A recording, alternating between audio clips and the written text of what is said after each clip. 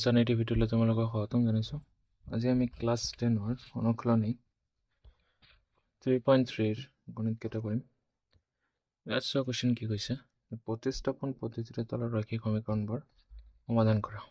Okay, first equation চোৱা, x plus y equal to 14 and x minus 1 equal to 14. ইয়াত কৈছে প্ৰতিস্থাপন পদ্ধতিৰে সমীকৰণটো সমাধান কৰিব কৈছে। দ্যাট মিন্স x আৰু y ৰ মান উলাব লাগে। সো ইয়াত আমি কি কৰিম, যিকোনো এটা সমীকৰণ ধৰি লওঁ প্ৰথমে ইকুৱেল টু 14। ইয়াৰ পৰা যিকোনো এটা চলকৰ মান x or y যিকোনো এটা মান উলাই ল'লে হ'ল। তো যেনেকৈ মই x উলাই ল'লো, y টো ইফালে লৈ গ'লে 14 minus y, ইকুৱেশ্যন 1। প্ৰথম দুটা ইকুৱেশ্যন আমি 1 আৰু 2 বুলি ৰাখো, আৰু এইটো 3। x ৰ যিটো মান এইটো ইকুৱেশ্যন মানে সমীকৰণ যিটোৰ পৰা ওলাইছা নেক্সট সমীকৰণটোত বহাই দিবা। ইকুৱেশ্যন 2 বহাই পাওঁ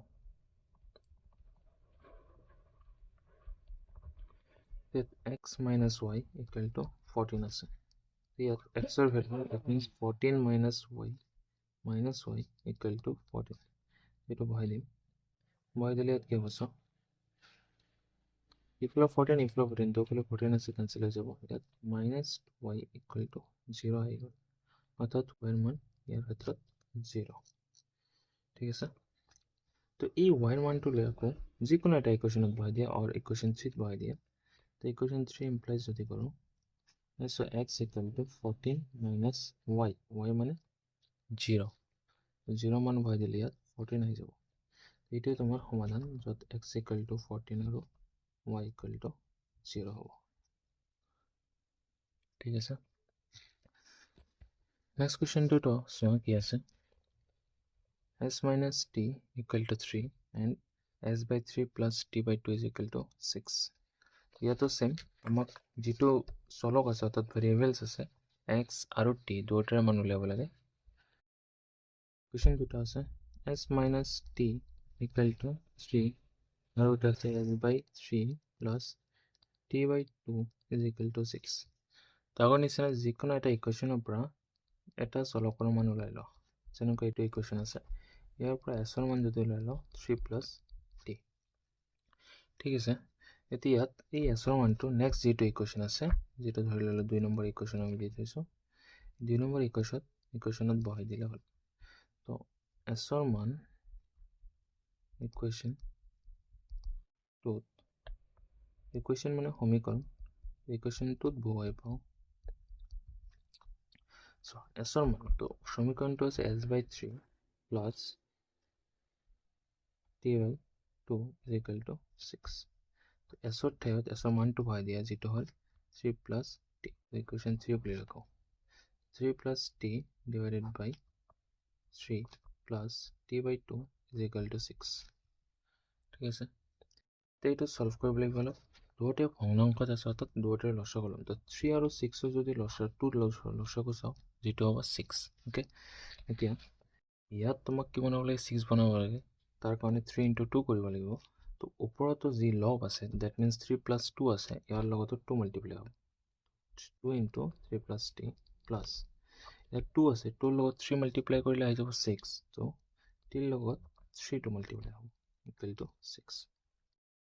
এইটো जो मल्टीप्लाई कर दो, 2 रे দুটাকে मल्टीप्लाई, অর্থাৎ 2 रे 3 को मल्टीप्लाई, देन 2 t को multiply. 2 into 3 is 6 plus 2 into t is 2t plus 3t divided by 6 equal to 6। এতিয়া নেক্সট কি কৰা, ওপৰত গোটেইখিনি যদি যোগ কৰোঁ কি আহিব, 6 plus 2t আৰু 3t। ইয়াৰ ক্ষেত্ৰত 3 আৰু 2 প্লাস কৰিলে হৈ যাব 5, t আছে লগত t আহি গ'ল, divided by 6 equal to 6। গোটেইখিনি বজ্ৰ গুণন কৰি দিয়া, অৰ্থাৎ ইয়াত তলত একো নাই, মানে 1 তো এইটোৰ লগত এইটো পূৰণ, এইটোৰ লগত এইটো পূৰণ। ওকে, এইটো দিব নালাগে, বুজাৰ কাৰণে দি আছো। তো 1 into এইটো পূৰণ কৰিলে 6 plus 5t থাকিব, and 6 into 6 is 36। ওকে, তো 5t equal to 36 minus 6, 6 to ইফালে লৈ গ'লে মাইনাস হৈ যাব। তো 5t is equal to 30। যাৰ পৰা t ৰ মান যদি ওলাও 30/5। cancel out কৰিলে ইয়াত আহি যাব 6 তো টিৰ মান কি হৈ গ'ল 6 এতিয়া এই টিৰ মানটো লৈ গৈ যেটো তোমালোকে এছৰ মান ওলাইছে ইকুৱেশ্যন 3 তে এটোত পুট কৰি দিয়া ইকুৱেশ্যন 3 ইমপ্লাইজ যদি কৰো ইয়াত আছে s equal to 3 plus t অৰ্থাৎ টিৰ মান কিমান আছে 6 তো এই দুটো প্লাস কৰি দিলে এছৰ মান হৈ গ'ল 9 এটো তোমাৰ আনসাৰ ওকে ঠিক আছে এই ধৰণে কৰি যাব লাগে নেক্সট যদি চাও 3 নম্বৰটো সেম ধৰণে কৰিম আৰু 4 নম্বৰ ইকুৱেশ্যনটো মই কৰাই আছো So it is this way, this is 0.2x plus 0.3y equal to 1.3. This is 0.4x plus 0.5y equal to 2.3. So equation same agone sena kori boli go jikono eta solopor man ulai lobo lagibo tar agote ami olop equation to simplify korilum yes so 0.2x plus 0.3y equal to as 1.3 দশমিকটো যদি উঠাই দিও ইয়াত কি থাকিব 2x divided by 10 similarly ইয়াত 0.3 জায়গাত যদি দশমিকটো উঠাই দিও ইয়াত কি আহিব 10 আহি যাব and 13 by 10 তো সো দুটোৰ লসক তলত হৰটো আছে 10 অর্থাৎ এনেকে লিখা যায় 10 into 10 2x plus 3 divided by 10 equal to 13 by 10 তো ইয়াতো 10 দুটো তলত আছে তো এইটো ডাইরেক্ট ক্যান্সেল কৰি দিব পাৰো বা এনেকৈ যদি তোমালোকে ভাবা যে 10 টো ইকুৱেল হৈ যাব মাল্টিপ্লাই হৈ যাব তো 13 by 10 into 10 হৈ যাব 10 10 ক্যান্সেল হৈ যাব এই কাৰণে ডাইৰেক্টলি কাটি দিয়া হয় ইয়াত কি হৈ গ'ল 2x plus 3y equal to 13 এইটো ইকুৱেশ্যন 1 বুলি ৰাখিম ওকে again next যেটো আছে similarly আমি সলভ যদি কৰিলো 0.4x and 0.3y যেটো সমীকৰণ আছে 1.3 আগৰ নিচিনা আহিব অলপ ডাইৰেক্টলি কৰিম তো ডাইৰেক্টলি যদি উঠাই দিও দুটোৰ লসক হল 10 4x plus 3y is equal to 13 by 10 এইটো ক্যান্সেল হল ইয়াত কি থাকিল 4x plus 3y equal to 13 okay এইটো ইকুৱেশ্যন 2 বুলি ৰাখিব পৰা ইয়াৰ পৰা এইটো এটা ইকুৱেশ্যন এতিয়া যেটো ইকুৱেশ্যন ন তোমালোকৰ কথা ইয়াত যিকোনো এটা ভেৰিয়েবল মান অৰ্থাৎ এটা চলকৰ মান উলাই লব প্ৰথম ইকুৱেশ্যনৰ পৰা ওলা বা দ্বিতীয় ইকুৱেশ্যনৰ পৰা ওলালে হয় অৰ্থাৎ যেটো পৰা ওলাবা নেক্সট ইকুৱেশ্যনটোত পুট কৰিব লাগিব এইখিনিত মনত ৰাখিব এতিয়া এইটোৰ পৰা যদি ওলাই লওঁ যেনেকৈ x ৰ মানে ওলাম এই 3y টো ইফালে লৈ যাওঁ 13 minus 3y ইয়াত থাকিল কি x লাগে আমাক তো 4 টো আমি ইফালে লৈ যাম 13 minus 3y divided by 4 এইটো তোমাৰ ইকুৱেশ্যন x ৰ ভ্যালু এইটো ইকুৱেশ্যন 3 বুলি ৰাখিলো ওকে এতিয়া এই x ৰ ভ্যালুটো এইটো ইকুৱেশ্যনৰ পৰা ওলাইছে তো x ৰ ভ্যালুটো ইকুৱেশ্যন 1 ত বহাম x ৰ মান ইকুৱেশ্যন 1 ত বহাই পাওঁ ইকুৱেশ্যন 1 আছে 2 into x plus 3y equal to 13 ইয়াত x ৰ জায়গাত বহাই দিয়া এইটো মান 13 minus 3y divided by 4 plus 3 into y equal to 13 ইয়াত 2 আৰু ইয়াত 2 আছে ইয়াত 4 আছে দুটাকে ক্যান্সেল কৰিলে ইয়াত আহিব 2 13 minus 3y divided by 2 plus 3y equal to 13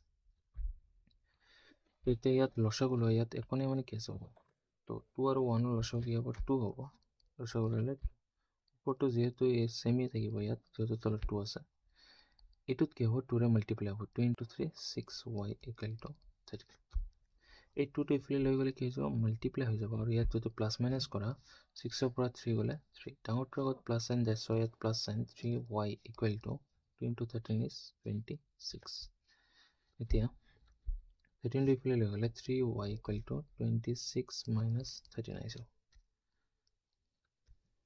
okay তো y ৰ মান যদি চাও মাইনাস কৰি দিলে 13 divided by 2 y ৰ মান আহি গল 13 by 2 yes এতিয়া এই y ৰ মানটো এই যে ইকুৱেশ্যন 3 যেটো আছে এটোত বহাই দিলে হল তো y equal to বা x equal to equation 3 implies দিলে হল x equal to 13 minus 3 into 13 by 2 divided by 2 13 minus 39 divided by 2 is equal to divided by 2 তাৰো অলপ এটো সলভ কৰিব লাগিব যদি সো এই দুটো যদি লসাগু লও তুমি ইয়াতে ইকুয়াল দি আছো লসাগু যদি লওঁ ইয়াত পাব 2 into 13 is 26 minus 39 divided by 2 এইটো কেঞ্চেল কৰিলে ইয়াত থাকিল তো 3 to 113 তো এইটো y ৰ মান যেটো x ৰ মান যেটো হ'ব এইটো হ'ব -13 ওকে এই ধৰণে বাকি গোটেইবিলাক গণিত কৰি যাব লাগে সেম ধৰণৰ প্ৰসেস x ৰ মান ওলাবা বা y ৰ মান ওলাই ল'বা নেক্সট ইকুৱেশ্যনত পুট কৰি দিবা তোমালোকৰ বাকি ভ্যালুবিলাক আহি যাব ঠিক আছে